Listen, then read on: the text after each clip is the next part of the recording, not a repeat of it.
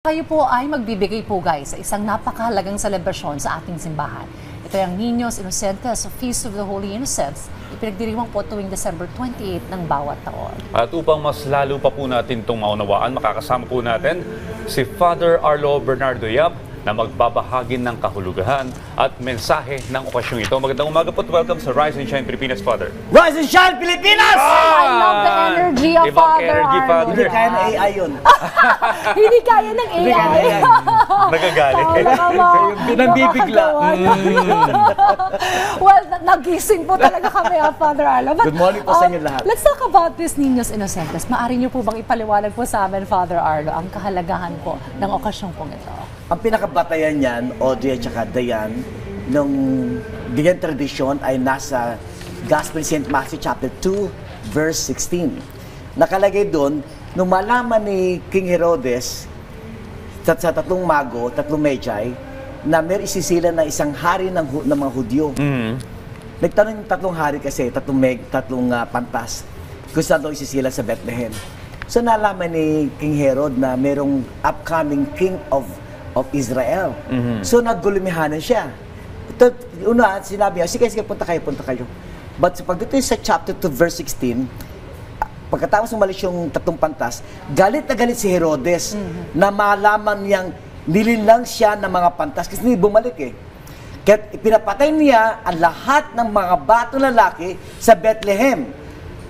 At sa palibot nito, mula sa gulang na 2 taon pababa.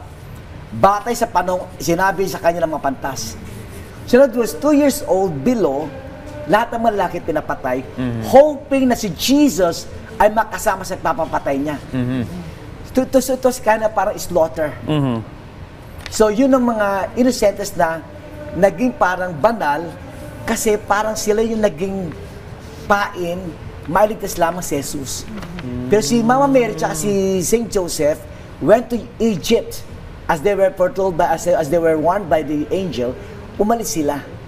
But at the side of King Herod, papapatay niya sana lahat. So may mga nasakripisyo palang mga sanggol nung panahon na yun. Ano? Pero ang word Niños Inocentes, I assume ito po yung Spanish word na ibig sabihin ay innocent child. Innocent children. Tama po ba? Yes. Ito po ba yung kahulugan nito? Innocent children meaning wala silang kalam-alam. Ang distinction, pag sinabing martyr or alumawa, yung mga martyrs natin na pinanghawakan ng panampalataya nila. Yan, si Pedro Calon, sa limbawa. Pinanghawakan ng panampalataya nila, tapos dahil doon, pinapatay sila. Yun ang martyrs. Samantala mga holy innocents, wala naman silang kaalam-alam eh. They were put to death because of that event na may papanganak na hari ng Israel. So, in one sense, medyo malabo yung word ng martyr, but in another sense, they offer their lives, okay, naging bahagi sila na masamang pagtingin ni King Herodes sa tao. Alright, Father Arlo, ano po yung aral na maaari pong matutuhan dito po sa kwento nga po ito ng Niños Inocentes at paano po natin ito ma-apply sa ating pong pananampalataya? Once sa perspective ni King Herod, bilang leader, minamasama niya ang siya pwede maging mabuti sa tao. May mga taong gano'n na kapag may mga taong mabuti, parang nainggit ka, feeling mo, you were kind of parang may competition. At yun ang feeling ni Herodes. Hindi maganda yon. Ganon din sa mga politicians. Okay? In other words, may ganon klase pag-iisip na gumagawa ka na maganda pero binabara ka na ibang mga kasama mo. Okay. Second, that side ni Herodes. Second, sa side ng panampalataya, yung pag-iisip na ikaw ginagamit ng Diyos para rin sa kaligtasan ng iba. Napakaganda, no? Na-connect ni Father sa nangyayari sa realidad sa atin sa buhay. Pero, well, bukod sa politics, ano po ba yung magandang halimbawa na pwede natin magamit sa pang-araw-araw natin na pamumuhay ang mensahe nito para sa pangkaraniwang Pilipino? Yung ordinaryong pamumuhay regarding yung holy innocence. One is yung pag nag-aaway yung mag-asawa. Lalo tigit yung divorce, sino ang biktima niyan? Yung mga anak mo. Common sense. Basag yung mga anak mo kasi naghiwalay yung mga magulang. doon pa lang, innocent yung mga bata, wala silang kaalam-alam, and yet yung mga anak, yung mga parents siya, nag-separate. Sila yung apektado. Yes. Sa akin, yun ang modern, so to say, na grievances ng mga may panampalataya na yung mga batang walang kaalam-alam apektado sa ginagawa ng mga magulang na hindi maganda sa kanila. Kaya pagbasag yung mga magulang, basag pati yung mga inosenteng mga bata. So parang may isip po, mapapareflect ka tuloy ano, yung mga actions mo, may posible bang maapekto ang iba nito na walang kaalam-alam? Yes. Kaya yung affected yung mga yung Holy Innocents na yan, affected sila sa ginawa ni King Herod. Well, sa celebration po ng Niños Inocentes, ano po ba yung dapat abangan na ginagawang aktibidad ng mga simbahan? Una, talagang isa napakalaking kapistahan yan. In fact, malalaman po ninyo pagka sisimba kayo, yung mga pare nakasuot estola na kulay red. And red means martyrdom or sacrifice. Red, dugo. Okay? On the other side, maganda rin na yung sa ating mga Pilipino, ang we celebrate yung Holy Innocents na mangungutang ako sa'yo. Halimbawa, Dayan, pahiram nga ng 100. Okay? Pinahiram mo ako December 28. Hindi kita babayaran. Okay. Ask me why. Bakit? Niños Inocentes nga eh. Pwede excuse Parang me. gano'n. Okay. Parang ginagawa, parang April's Fools na gano'n. Ginagawa na. Nung bata kami, gano'n, marami kaming biro na ganyan eh. Alam mo na, Audrey. Alam mo na, ha? Kaya pag may mangutang si Audrey, huwag papahiramin. Niños Inocentes sasabihin sa'yo. Tapos sabi Hindi ko sasabihin yung 28. Dayan, tingnan mo yung aking Lazada, check out ko. Okay. Alam mo, bait-bait mo. Tapos check out, tamo, naniwala ka. Alright, syempre katatapos lamang din po ng Pasko at syempre we are also to celebrate New Year, ano? Ano naman po yung nais niyo pong mensahe sa mga Katoliko at mga Pilipino kaugnay po nito? Una, yung mga bagay na hindi maganda sa'yo, yung mga clutters mo, emotional clutters mo, tanggalin mo.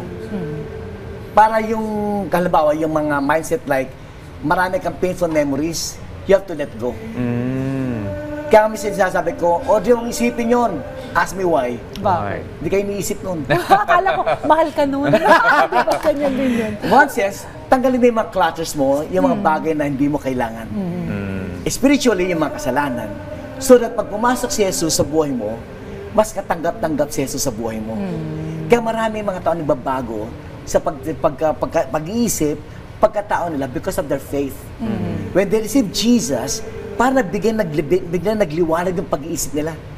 Kaya palimbawa, si Dayan, Father, thank you sa advice mo, I was enlightened. Diba? I was enlightened. Now tell me, ano sa Tagalog ang light? Ilaw. Ilaw, what liwanag. else? Dalawa yan eh. Sirit na. Sirit po. Magaan. Okay. Light. Okay. Light as not dark, light as not heavy. Nagliwanag yung pag-iisip at saka gagaan ng kalooban. And don't ever forget, it's mind over matter. Kailangan magliwanag muna ito pag-iisip at saka bababa sa kalooban. Hindi pwedeng magagaan kalooban at saka liliwan, hindi pwede. It's mind over matter. Kaya ang malaking bagay yung panampalataya na nagkakaroon ng kaliwanagan ng pag-iisip at saka gumagaan ng kalooban. Kaya nga magandang rise and shine. Nakakaginhawa Kaya naman nga. yung mensahe ni Father Arlo. Ano? Well, sa mga ka-RSP natin, tama yun. Yung mga baggage natin, yung mga mabibigat na feelings, pakawalan na muna natin yan. Yes. Para sa susunod na taon, new beginning, new you. Yan. Diba? At yan ang pinakamagandang regalo mo sa sarili mo. Yeah. Hindi mga regalo like material things, hindi, okay, fine, nakakatuwa, because meron silang kahit na being thoughtful, at least naalala ka nila. But the best gift that you can have is Jesus in your heart. Alisin mo yung mga bagay na hindi karapat-dapat sa pagdating ni Jesus sa puso mo. Ayan. Maraming salamat po, Father Arlo, sa pagbibigay ng oras sa amin at mga malalim na payo sa ating mga kababayan. makakatulong talaga. Pwede magtanong? Sige po, ano po? Audrey tsaka Dayan. Sige po. Dayan, kumusta love life mo? Okay naman po. Sa sentro po nito ay ang ating Panginoon. Ayan. Kasi pa may kasamang kilig eh. Yan sinasabing rise and shine. Yung katuwaan na ganito. At sa higit sa lahat, ang Holy Innocents, tandaan ninyo, yung purity of mind, yung kalinisan ng pag-iisip. Let's have that purity of mind. Anything na hindi maganda pag-iisip, tanggalin mo.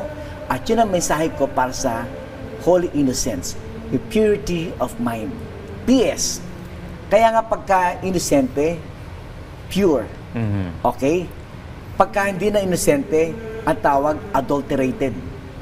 Adulterated. Ibig sabihin, meron kang shampoo, nilagyan mo ng tubig, at adulterated. Kaya nga tayo adults, hindi na tayo pure. But we have to purify our minds to keep that holy innocence in our hearts. Maraming salamat. Thank you Maraming so much, salamat, Father Arlo. Yeah. At happy holidays, Merry Christmas din po at Happy New Year in advance. Thank you, Father Arlo.